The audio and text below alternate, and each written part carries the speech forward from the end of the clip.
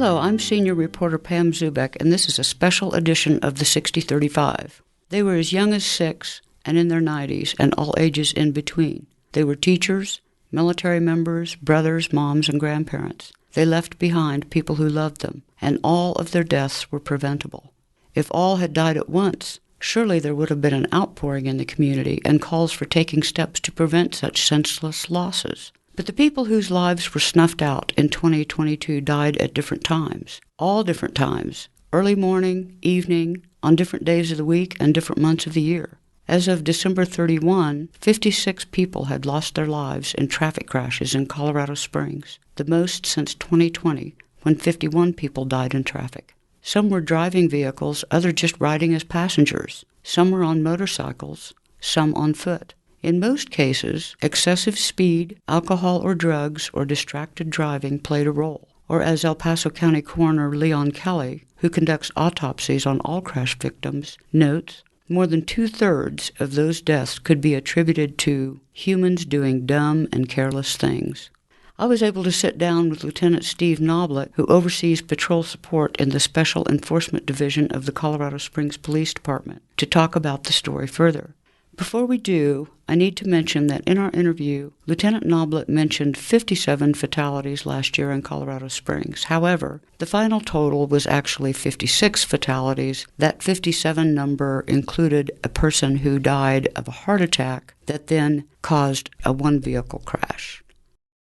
Steve, you're going to help us understand these traffic fatality numbers today, but can we start by you giving us your background so that we know the work that you do in this unit? Sure. Yeah. So I'm a lieutenant with the Colorado Springs Police Department. I've been with the department over 25 years. I have a traffic background. I was a motorcycle cop 2000 to 2001 to 2005. And right now I oversee our motorcycle unit. I'm the lieutenant over the section. I also oversee our fatal crash team. So we kind of have we have the enforcement side, and then we have the investigative side when we have serious crashes that include traffic fatalities.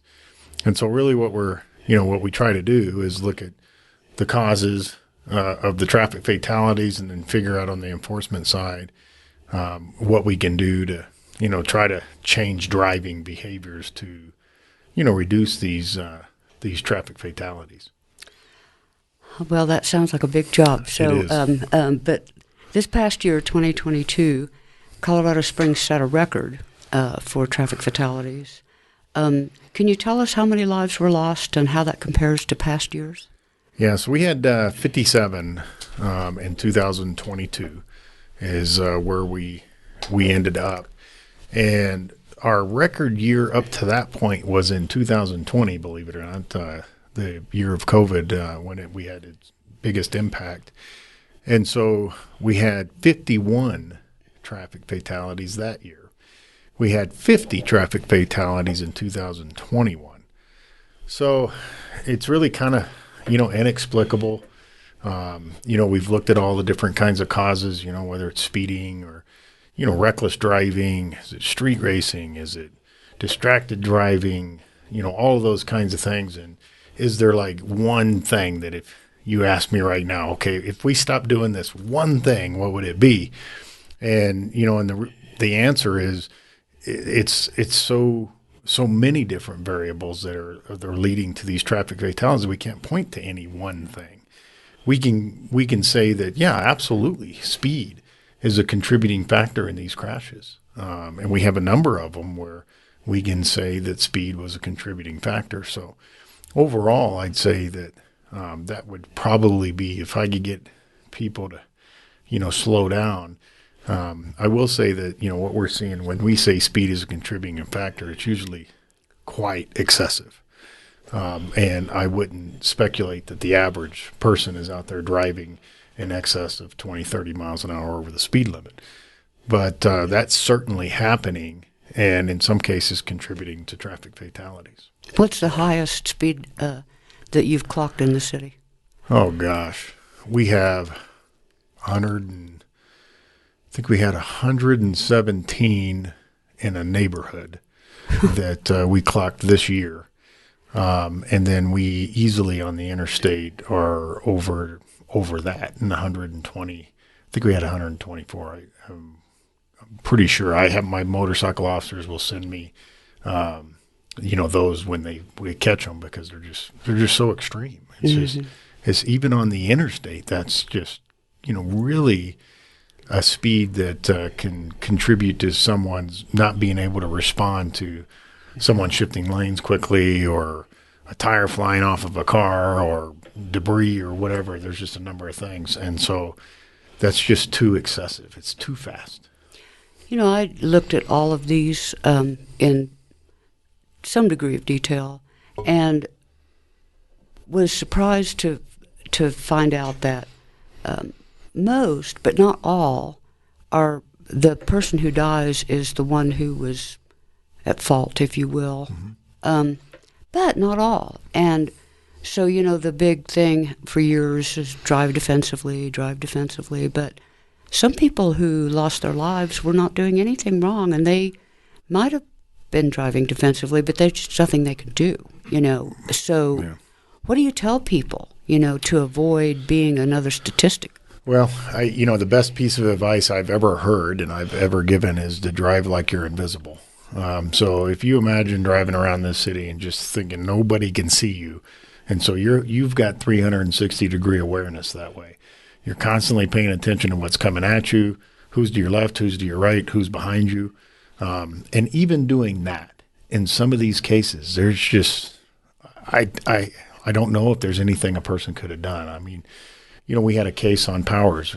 I think you and I talked about that, where a car went, there was a collision on the northbound side, and the car hit another car, which forced that car into the median, and then they went into the southbound lanes and hit a car that was driving southbound and killed that driver.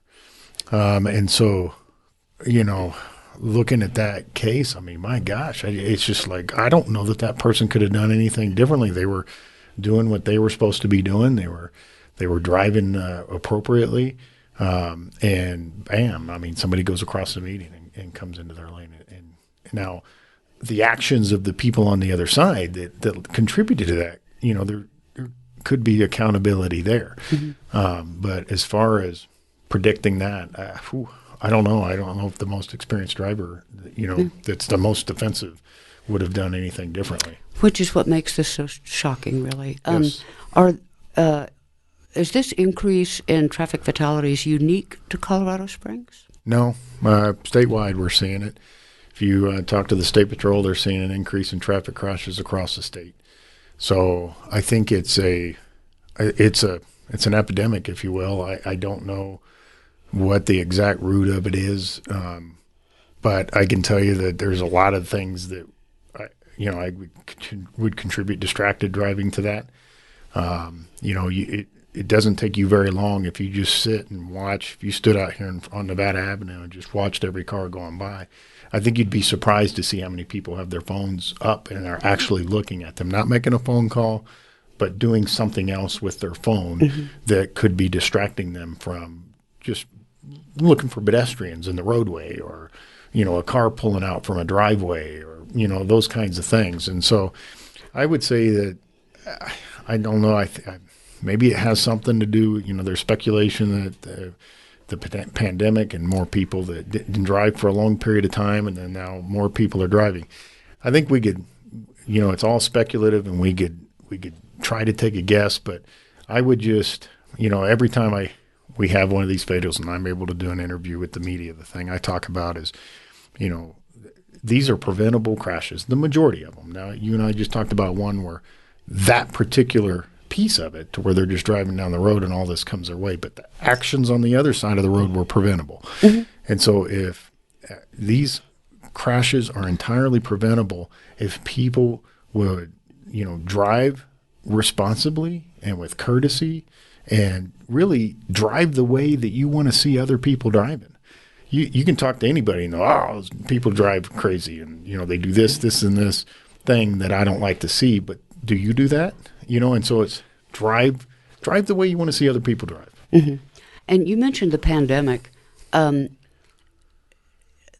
other states, other departments in other states across the country, there was more reckless driving, more speeding, more violations of all different descriptions in traffic. And why would that be? Why would it be that during the pandemic people felt entitled to drive that way? Well, I can speculate that, less people on the roadway. We know that traffic volumes went down significantly. We had less people going to work, more people working from home, more people being isolated and that kind of thing. So there was less people on the road, and there could have just been that sense of, well, I don't need to be as aware. I don't need to be as cautious. There's fewer people on the road, fewer chances of me being involved in a crash. So, you could speculate at that. But I think that, there's a lot of the psychological things that went on with the pandemic too, that, people were worried and scared. And so maybe that translated into some driving behaviors that they needed to be somewhere fast, or they wanted to get somewhere fast. They wanted to get, do what they had to do and get home again and be, be protected or safe. I don't know. I think there's a lot of different things, but, I think as a community, we have got to look at this as a very serious problem. It impacts every single one of us. Everybody, everybody's listening to this broadcast and people in this room. Our very next day, we could go out and be walking down the road or driving down the road and become a victim of someone's careless behavior. Mm-hmm. And it's frightening. I mean, one of our fatals, pedestrian crashes, was a gentleman that was, on the curb on 8th Street, was waiting to cross and was killed by a crash that happened in that intersection and pushed over and hit him. And so it's just these bizarre circumstances to where it's almost hard to imagine that I'm going out for a walk. I'm trying to get to where I need to get to, and there's this big crash, and and it ends up coming over and getting me. But it's just we all got to keep our head on a swivel, and but really it comes down to the people driving the cars. That if you can just slow down and drive with courtesy. Don't get all upset. People get angry and they want to try to get back at the car that cut them off or whatever the case is. But just let it go. Mm-hmm. Just let it go. And of course the cell phone. I think there's some kind of a law in the books, you tell me, about texting while driving, but tell us why that's a hard statute to enforce. Well, I mean, how do I know if you're texting or if you're picking up your phone to make a phone call or if you're looking at your GPS because you're trying to get to a certain location? It's really difficult to know what that driver was doing. And so it's I believe that is a secondary violation to begin with. So you'd have to be stopping them for something else. But to figure out whether or not they were actually in texting it's a dubious task. Mm-hmm. And so there's lots of other things that distract us about our phones that doesn't involve texting. So, speaking of enforcement, why don't you tell our listeners, viewers, whatever, how the police department enforces the traffic laws? It's with a motor unit, you say. And so tell us about your motor unit and how they operate and how they're staffed and that sort of thing. Sure. And all police officers can enforce the traffic laws. The reality of it is our patrol officers are going from call to call and generally don't have the time to do traffic enforcement. They do some, and when they have that time, they do enforcement. But predominantly, you're going to see the enforcement arm of the police department is going to be with our motorcycle officers. And so right now, we're allotted 20 slots, so 20 officers to work in the motor unit. We currently are down 8 of those spots. Well, there you go. Yeah. And so, and people may be like, oh my gosh, how's that possible? Well, you got to look at our staffing in general in terms of we're trying to hire police officers to respond to your 911 calls. And that's really the backbone of what police service is that when you call for police help, that you get someone to respond to your call for help. And so units like the motorcycle unit that have an ancillary purpose of doing traffic enforcement sometimes take the hit because we need those officers in patrol to respond to those calls for service. And that's what's happened over the years is that because we've had a harder time filling our regular positions on the police department, that when we run lower, some other parts of the department, the specialized units, they have to carry some vacancies. And so that's where, what we're seeing happen with our traffic enforcement unit. To elaborate a little bit on the enforcement, my understanding is that the Springs Police Department, as well as other local departments, cooperate with other agencies for certain directed enforcement efforts and that sort of thing. So could you tell us about how that works and how often it's done and how effective has it been and that sort of thing? So, yeah, we'll work with State Patrol and, and like, for example, on Thanksgiving Eve, the eve of Thanksgiving, we had a larger presence of officers focused on DUI enforcement and aggressive driving behaviors. And so we partnered with State Patrol. So we had extra state troopers in our El Paso County, also worked with Monument and Fountain and the El Paso County Sheriff's Office. And what we essentially did was we just all focused on traffic enforcement with the resources that we could. And we just went out and we contacted people. And so we did that on December 31st as well, a few days ago, as best we could. It was a Saturday enforcement. And so we'll do that. We'll try to do that in front of those bigger travel days so that we can, have more officers out there to try to help people get where they're going safely.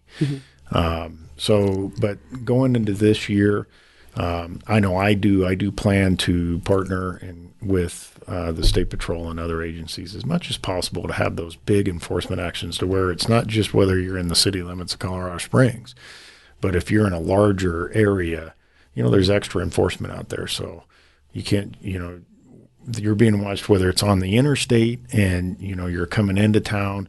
If you're going to be driving aggressively, there's likely going to be somebody to contact you. And so our officers do that every day they're working, obviously, but what we try to do is we have overtime opportunities through the Department of Transportation. Colorado Department of Transportation has provided us with a grant so we can pay officers to work enforcement on an overtime basis. And then we, sometimes we just have overtime that we can, from the department that we can use to pay officers overtime to do those things. So this is above and beyond what we do on a daily basis.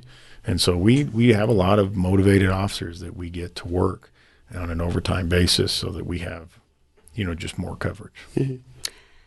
Well, I did a ride-along with one of your motor officers, and not on a motorcycle. Oh, no. In an SUV. We'd have given you a helmet. And I believe it was he that told me that sometimes when those directed enforcement activities are underway, they'll put them on the sign. They'll put the overhead changeable electronic signs over the highway, directed enforcement operation in effect, and people will still drive like maniacs. It's just crazy. But anyway, so I think we're probably going to wind this down here in a little bit. But I'd want to ask you if you can tell the public,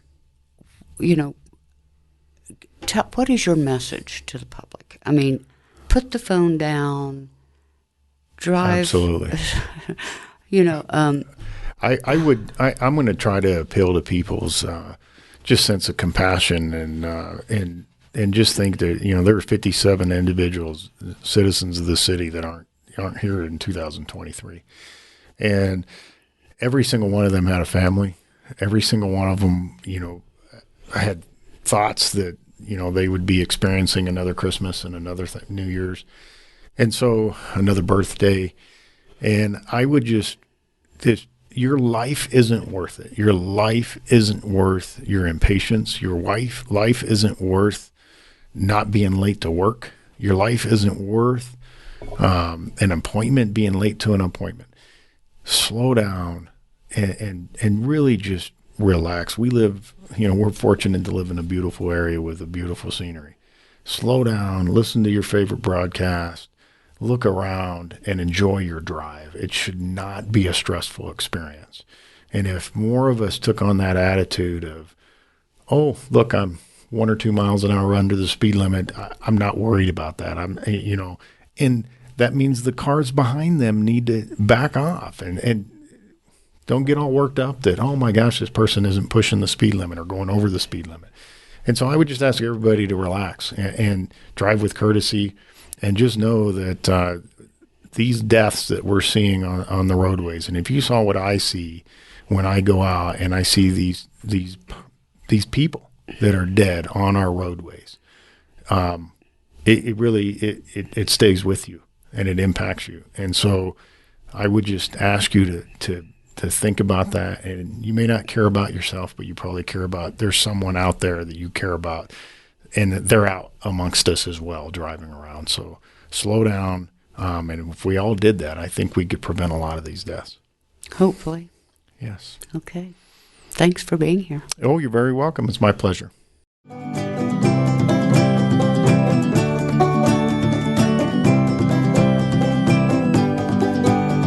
The 6035.